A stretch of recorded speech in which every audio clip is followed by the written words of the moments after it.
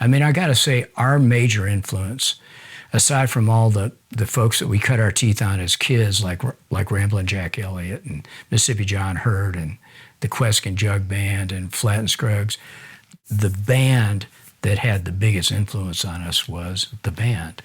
And it was that second album, the eponymous record, that they cut in Sammy Davis's Pool House. We used to just stare at that because there were a lot of great pictures on the inside of that album. And that was kind of our, if we had a blueprint for what we wanted to do. And we didn't sound like them, but we were able to take the parts that like the accordion and the mandolin stuff. So we got to work on this record, became an album called Uncle Charlie and His Dog Teddy was the name of the album. And we were almost done with it. And we had recorded a couple of songs that Michael Nesmith wrote. He was a great songwriter, man.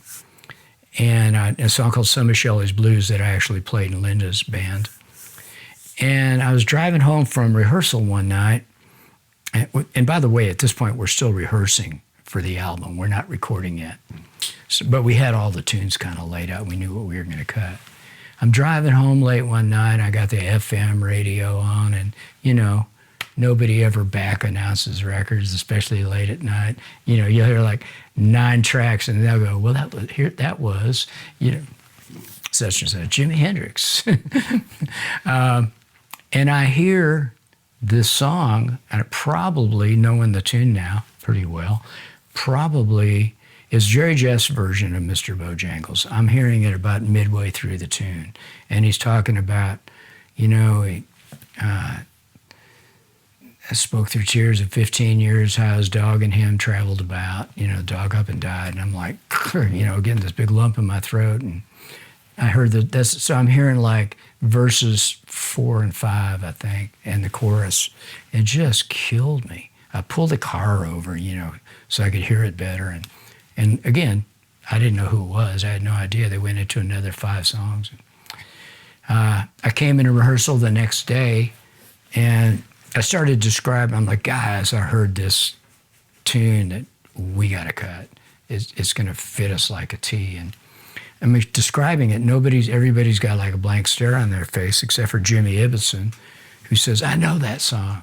And he runs out to the parking lot and pops the trunk on his Dodge Dart, and literally under the spare tire, I don't think there was even it was a 45 of Jerry Jeff's. I'm not sure there was even a sleeve. It was scratched up. We get it. We run inside and find a record player. Les Thompson's dad was a distributor for I think it was Sebring jukeboxes.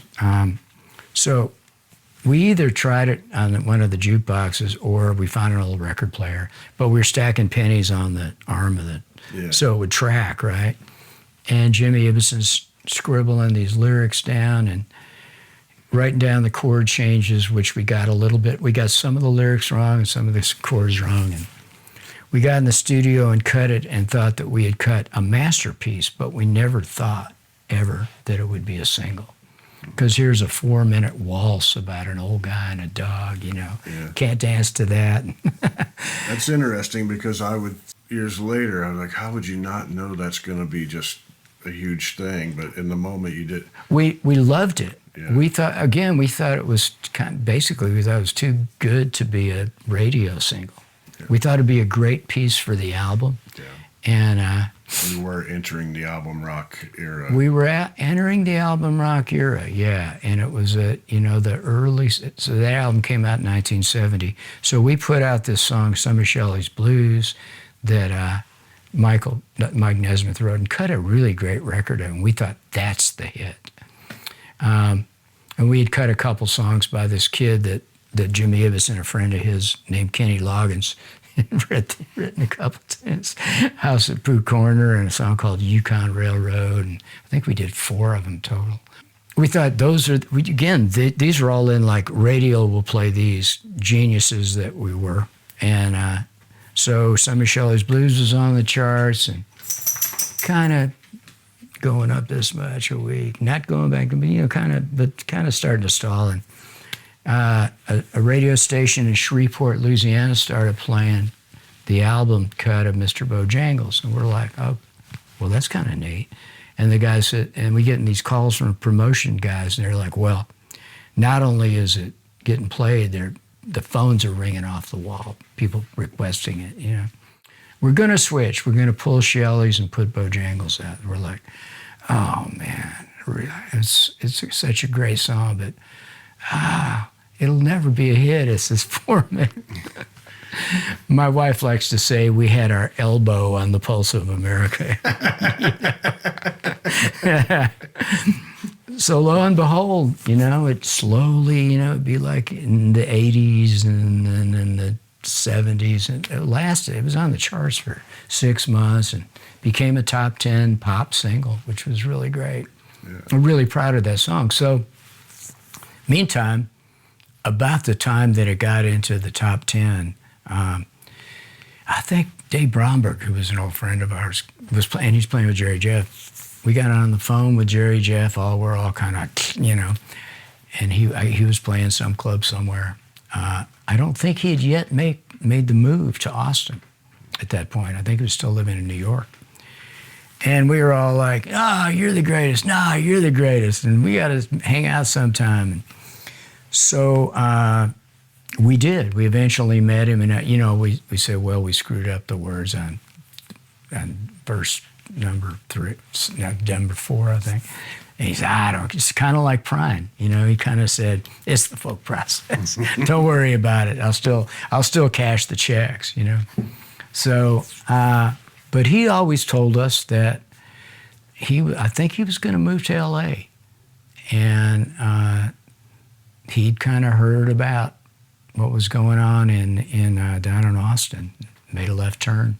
Yeah. And I'm glad he did. He was kind of the first of that, wasn't he? Well, the timeline's a little shady because there were a bunch of guys. You know, one of them was Michael Murphy, he wasn't Michael Martin Murphy back then. There's an actor named Michael Murphy, and I think Michael joined after, or say, one of the unions, and they went, you can't be Michael Murphy because there's already one. So he put his middle name in there. Anyway, we'd known Michael from L.A. as well, and he moved back to Texas, and he had, I think, a lot of the guys that were eventually Gonzos were in Murph's band first. So, and then he moved to Colorado, and they stayed, and they loved Jerry Jeff, and they, you know, over there, Bob Livingston and Gary P. Nunn for a while, and later on John. Dang. That's all right. UPS. That's all right. There you go. So Jerry Jeff, they did that Viva Terlingua album, which I think stands up as one of the greatest ever. You know, yeah. So good, so much fun, and he had a knack, man, for a guy that was such a great songwriter. He's the guy's like, you got to hear this guy, and it's like Guy Clark. You know, I'd never heard of Guy Clark till it sort of filtered through Jerry Jeff. I do remember being on some puddle jumper with Bob Livingston, and he said, "Man, have you ever heard of this guy Willie Nelson?" And I think Willie had just moved. Is this true? I think from Nashville. I think maybe to Austin, and he just said, "Man, he's doing this thing that nobody else is doing. And it's so cool." And that's how that started. You know, that scene all over Texas. You know, you had the Flatlanders over there in Lubbock, and I love those guys. All three of those cats. You know, DFW area. And Ray Wiley Hubbard. Yeah. Down there. Oh man. So many great people. So many great people. You know, but there was so much great music coming from that area. And Coke FM, that was a big deal. And the Armadillo World Headquarters. And man, it was just so great. We always had a great time. You know, after around the time Bojangles became a hit, we were touring the South a lot. And we had relocated from, there was this big sort of migration. A lot of musician friends of ours from LA moved to Colorado. And we moved up into the mountains, and it was great. I mean, Joe Walsh was there, and some of the guys from the Eagles, and Poco, all of the guys in Poco, Chris Hillman, Yeah. bunch of that, you know. That's like, but we were touring, so we were based out of Colorado, but we were touring the South so much, and because of the nature of our music with the bluegrass element and the Cajun stuff, a lot of people thought we were a Southern band, which we were not offended by. We thought that was great because there's such great music being made in the region. The Texas thing was particularly cool. We became friends with Ray Benson and those cats, and you know, super good times. Yeah. Oh, well, so we toured a bunch with the Gonzos, by the way. Okay. Yeah. So you were out on the road with Jerry Jeff. We were out on the road with Jerry Jeff, and sometimes he was there. Sometimes he wasn't. You know, later on, of course, it was always cool with him. I always loved the cat, man. He was just really, really great. Did you witness any craziness with him at all? Yes. There were some.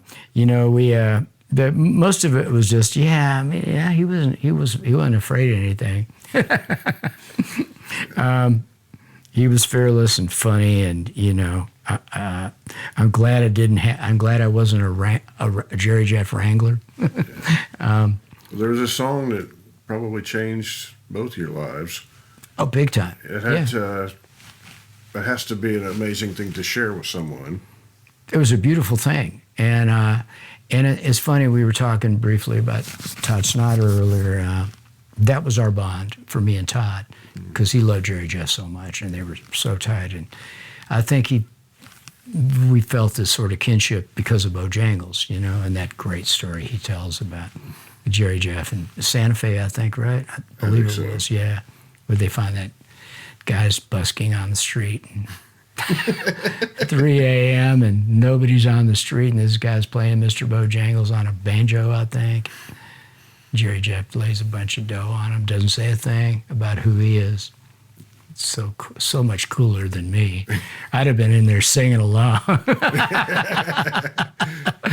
love the story Todd would tell about Jerry Jeff wanting to put Christmas lights on the roof of his house that spell out "I'm sorry," so he could just turn it on when he goes home at night. That's really good. Yeah, last time I saw Jerry Jeff was he was inducted into the Texas Heritage Songwriters Hall of Fame back in, I know right when it was. I think it was February of 2020, right before, you know, the cloud came through, and he was in pretty tough shape physically, but he was great, you know. And I got to spend a few minutes with him that night, and he wasn't going to get on stage, and we all look in the wings. Here he comes, you know, arm draped over somebody. It was just so cool, you know. Yeah. What a cool cat. And we were coming out of the pandemic. I guess it was 21. I think it was June of 21. They had a big Viva Jerry Jeff memorial kind of celebration of his life down at Lukenbach, and that was a great memory, you know. Got to hang out with Django a little bit. I was hoping Todd would be there, and I think he got, I don't know, it was some kind of thing. I think he got hung up in Fort Worth. He should have been there, and she was there in spirit, that's for sure, you know. But Jimmy Buffett and Ramblin' Jack Elliott and Steve Earle, and oh my gosh, you know. Yeah. It was a really, really beautiful night. Big fun. Plus, we were all coming out of the pandemic. So when we got on that stage, we were on like a bunch of little kids in one of those jumping houses. You know, we were so thrilled to be back on the stage playing music. Yeah. And, you know, and plus it was that occasion. Great songbook to be celebrating. Yeah. I love me some Jerry Jeff, man. Me too.